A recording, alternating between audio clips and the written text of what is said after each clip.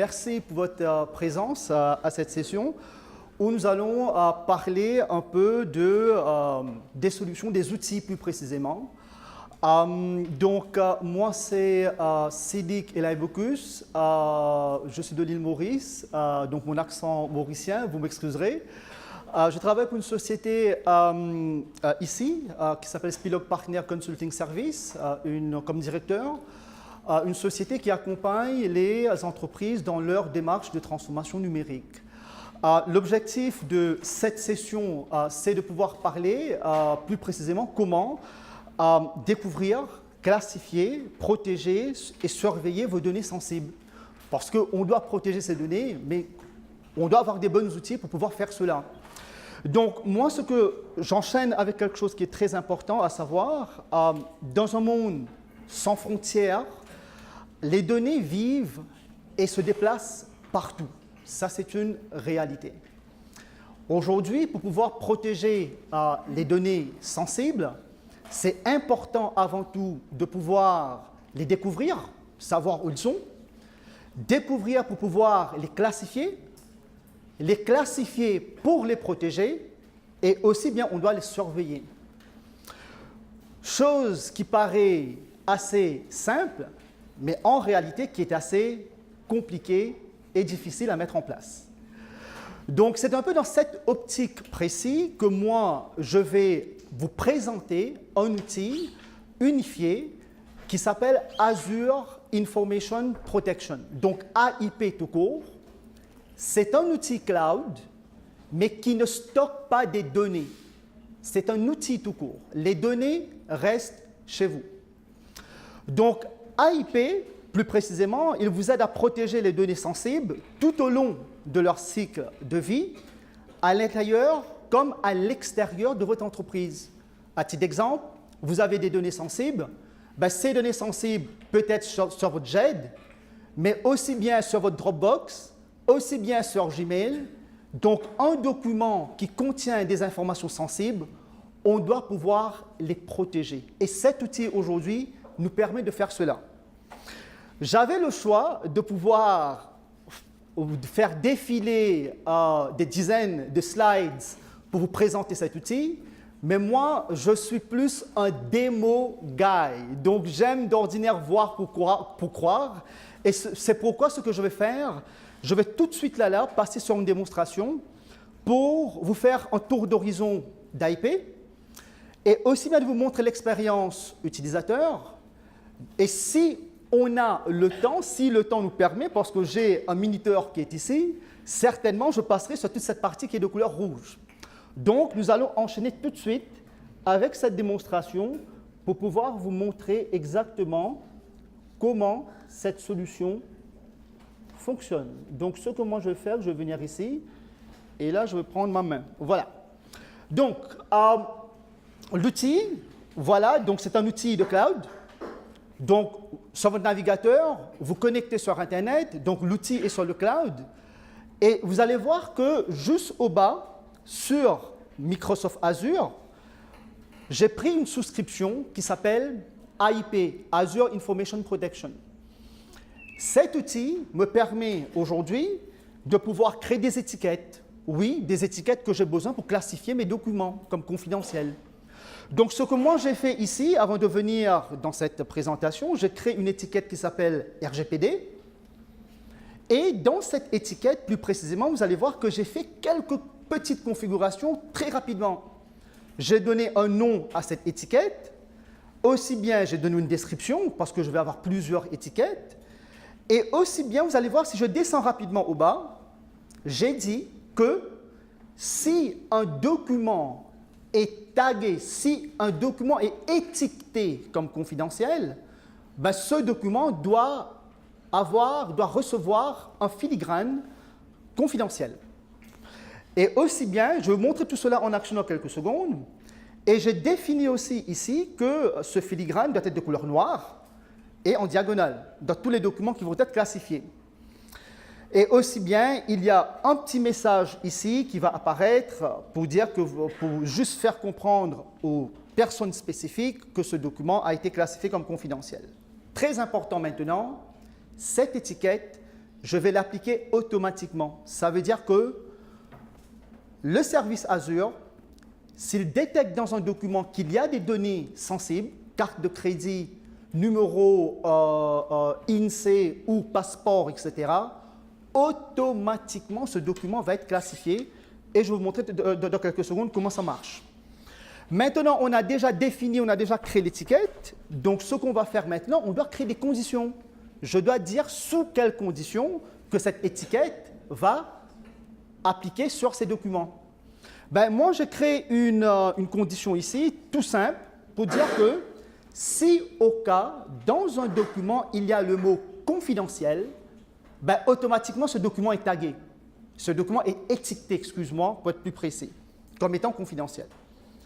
Mais j'avais le choix aussi, sur cet outil, de venir sous type d'information et de choisir des informations prédéfinies. À titre d'exemple, je peux, sur cet outil, choisir ici, à titre d'exemple, je vais mettre France. Et là, vous allez voir qu'il me permet aujourd'hui de choisir des informations prédéfinies. Et si dans ces documents, il y a ces informations, ben, automatiquement, le document va être classifié comme étant confidentiel.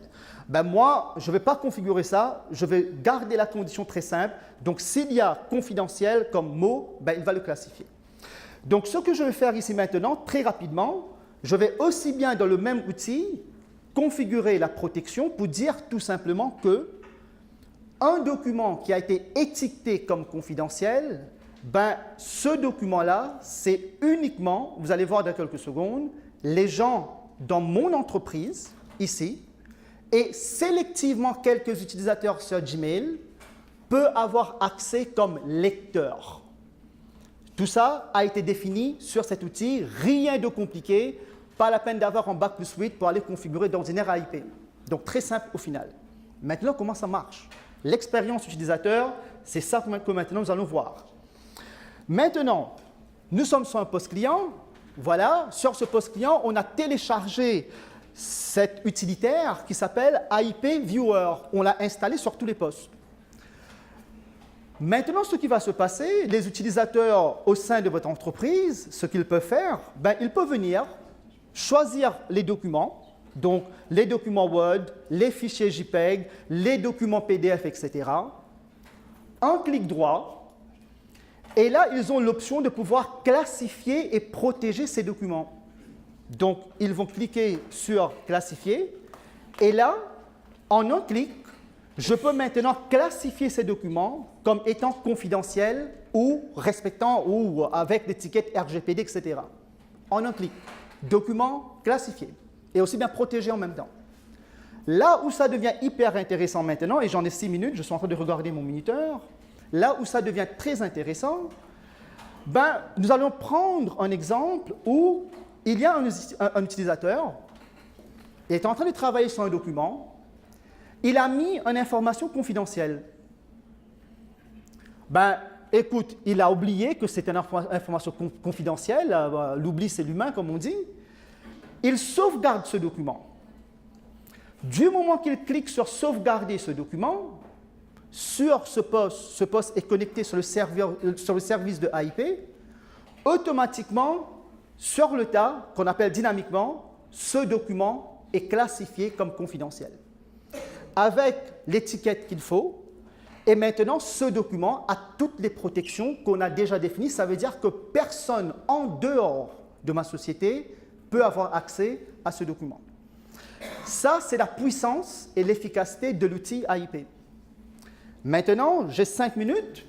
Ce qu'on va faire maintenant, on va voir maintenant comment cet outil va protéger les documents tout au long de leur cycle de vie.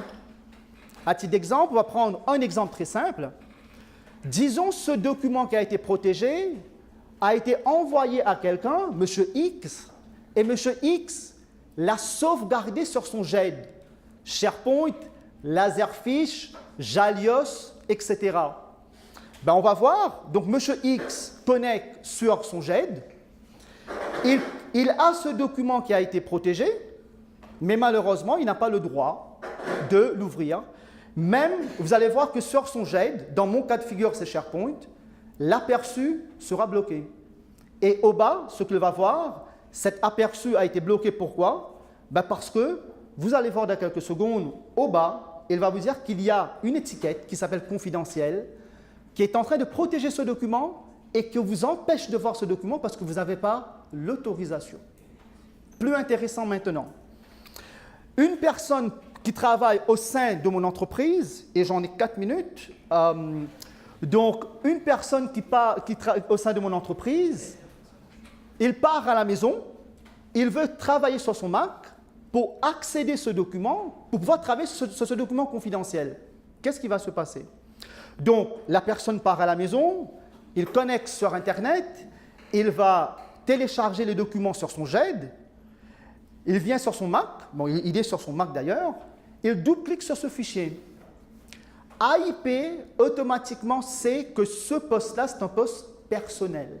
Ce n'est pas le poste de la société. Et là, il force l'utilisateur à s'authentifier en double facteur. Donc, l'utilisateur va recevoir un code sur son portable. Il doit mettre ce code pour pouvoir s'authentifier, pour ouvrir et lire ce document. Ça, c'est l'expérience sur Mac. Maintenant, on va terminer, et j'en ai 3 minutes 28 pour être plus précis. Donc, là, l'utilisateur peut accéder au document sans aucun problème. Mais qu'est-ce qui se passe si, au cas où, on veut protéger un email avec AIP? Donc, dans mon cas de figure, j'ai un email très important, confidentiel, que je dois envoyer à quelqu'un qui s'appelle Simon sur Gmail. Ben, je vais envoyer cet email automatiquement, voilà. Et ce qui va se passer à l'arrière, AIP va détecter que dans cet email, il y a des informations confidentielles.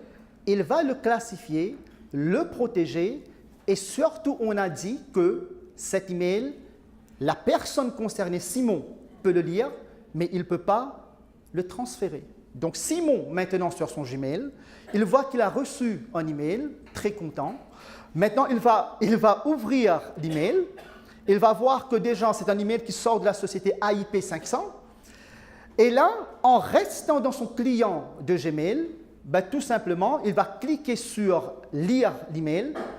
En restant toujours dans son client Gmail, il s'authentifie avec ses identifiants Gmail parce que Gmail est connecté sur le service de Microsoft qu'on appelle, c'est fédéré.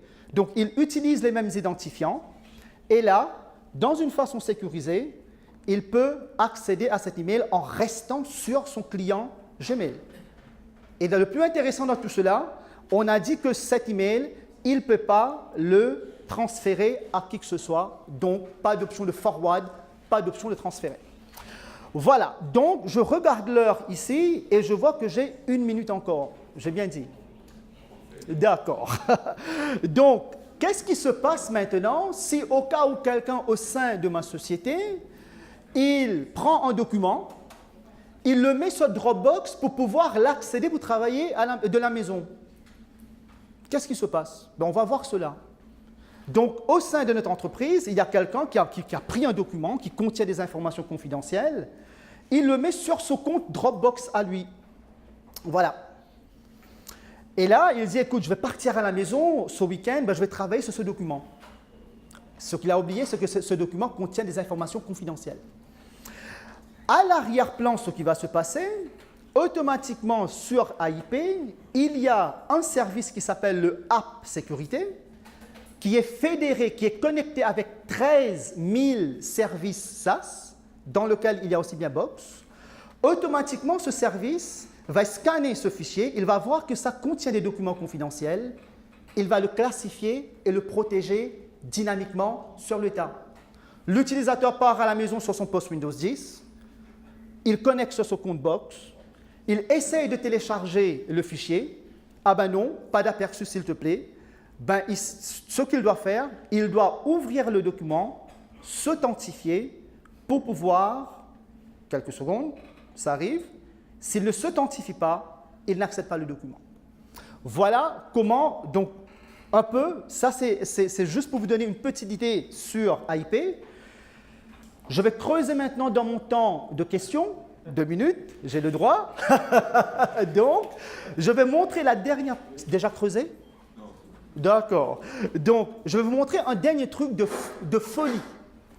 Donc, ça, c'est très intéressant.